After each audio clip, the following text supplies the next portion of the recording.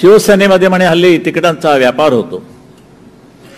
मला मोबाईलवरनं सांगितलं की असे असे चड्डीत चिरकलेत. आता कुठे काढायची आणि बघायची त्या आला साली किती चिरकला म्हणून. त्यातलं एक महत्वाचं काय कोणाचं आहे ते?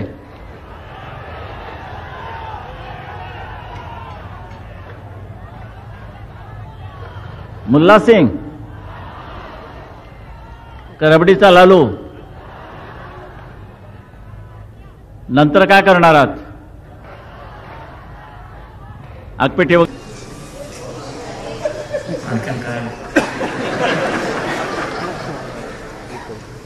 शरदचंद्रजी पवार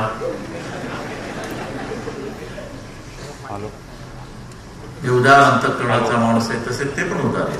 देवाण घेवाणचे चालते, काही शिल्लक ठेवलं नाही. कारण मला वास्तव या दोन लांड्यांचा समाचार घेणार. काय वाटेल ते बडबडतात आणि लोक ऐकतात हे विशेष. त्यावेळेला उसळून उभे राहायला पाहिजे की वाटेल ते करा, पण हे आम्ही सहन करणार नाही. पण एक क्षणभर वाटलं मी त्याला शिवसेनेत ठेवणार नाही.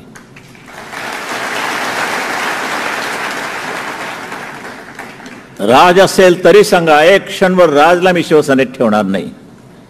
आणि मी असेन तर मी शिवसेना सोडून जाईन, संन्यास देईन. बाकी आता ही क्रेजच निघालेली आहे. एकदा कोणीतरी इंडियन आयडॉल म्हणून काहीतरी झालं सुरुवात त्या टीव्हीवरती. प्रत्येकजण आपला कुठे ना कोणीतरी एखादं पोरगं उभं करतं, माटुंगा आयडॉल, भांडूप आयडॉल तर आहे का देऊ? बरं ठीक आहे. नाही, विषय चिकार आहेत, कितीतरी विषय आहेत. मुख्यमंत्र्यांनी काही दुसऱ्या पद्धतीने त्यांचे विषय मांडले. माझे विषय स्वतंत्र आहेत. पहिल्यापासूनचा माझा एक विचार असा आहे की ही शिवशाही गरिबांची शिवशाही असली पाहिजे. इकडे मला गले लठ्ठ माणसं, पोट सुटलेली माणसं नकोत, हे आपलं धोरण आहे. त्या दृष्टीने माझे विचार मांडणार आहे. आणि नंतर मग मात्र ते उत्तर प्रदेशचा एक लांडा आणि बिहारचा एक लांडा. काय गंगू पाहिजे बाई बघायची म्हणजे जरा डोळा तर मारत पाहिजे ना. मी तिला आतमध्ये बघितली, भेटायला आली, आल्याबरोबर मी ओळखली गंगू. पण आता मी राजकारणातल्या गंगूबाई शोधतोय. नवी लावू नका.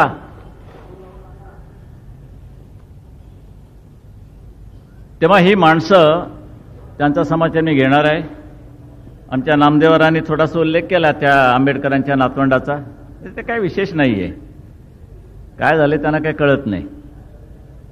क्वालिफिकेशन काही नाही, फक्त आंबेडकरांचा नातू, यापेक्षा दुसरं क्वालिफिकेशन काही नाही. बिचारा त्या सगळ्या लोकांनी त्यांच्यावर प्रेम करायचं, एवढा एक धंदा, एकमेव धंदा. महाराष्ट्र राज्याचे मुख्यमंत्री पृथ्वीराज चव्हाण, काय झोगदार ऐतिहासिक नाव आहे. जगेला आणि वाहन राहिली.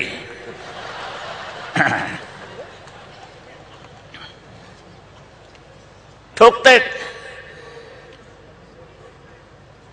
ह्या निवडणुकीनंतर, म्हणजे महानगरपालिकेच्या निवडणुकीनंतर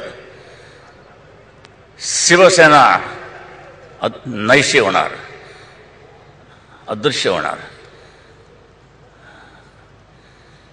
तुमच्याकडे काय व्हॅनिशिंग क्रीम आहे काय? आणि तुम्ही काय चोपडण्याचा धंदा करता? मग पृथ्वीराज,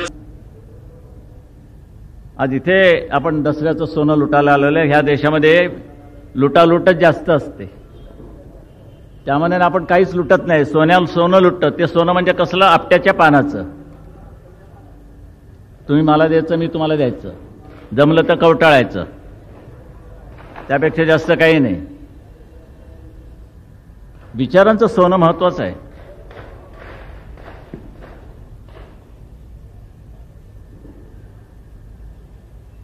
आणि द्यायचं म्हणजे काय द्यायचं?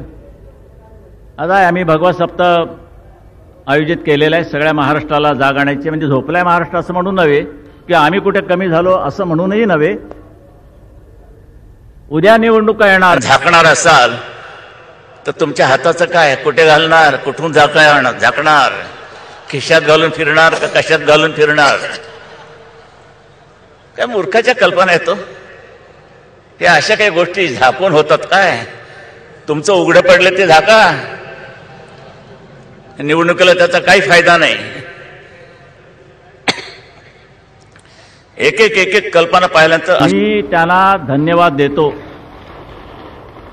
धन्यवाद एवढ्यासाठी देतो की ते तसे बोलले म्हणून हा हिंदू जागा झाला, संतापलाय, चिडलाय. नाही तुम्ही झोपलेले असता. त्यांनी तेवढं तरी काम केलं की तुम्हाला चवताळून सोडले. सगळ्या देशातला हिंदू चवताळून उभा राहिलेला आहे. शिव्या देतोय त्यांना. अरे पायाने दाबून टाका ना रे बाबा. बस बस पायाने दाबा. चव्हाण नाव घेण्यापेक्षा पृथ्वीराज चोपडे नाव घ्या. पण एक लक्षात घ्या, हे आमचं व्हॅनिशिंग क्रीम्स माझ्या समोर बसलेलं आहे. हे 10 फेब्रुवारीला तुम्हाला लावल्यानंतर तुम्ही व्हॅनिश होणार आहात. शिवसेना व्हॅनिश होऊ शकत नाही, करताच येणार नाही. पाहिजे.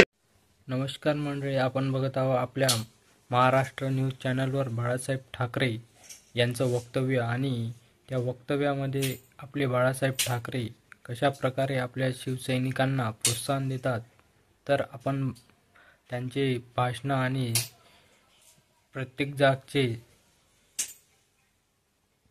स्टंट बघितलेच असतील. त्यामुळे आपल्या महाराष्ट्रामध्ये हिंदू सम्राट बाळासाहेब ठाकरे यांचं वक्तव्य खूपच गाजलेलं राहतं. आणि अशाच प्रकारे आपण आपल्या महाराष्ट्र न्यूजवर चॅनलवर व्हिडिओ टाकत राहतो. त्याकरिता आपल्या चॅनलला सबस्क्राईब करा आणि जास्तीत जास्त शेअर करण्याचा प्रयत्न करा. आणि कमेंटमध्ये नक्की सांगा आपल्याला कसा आवडला हा व्हिडिओ.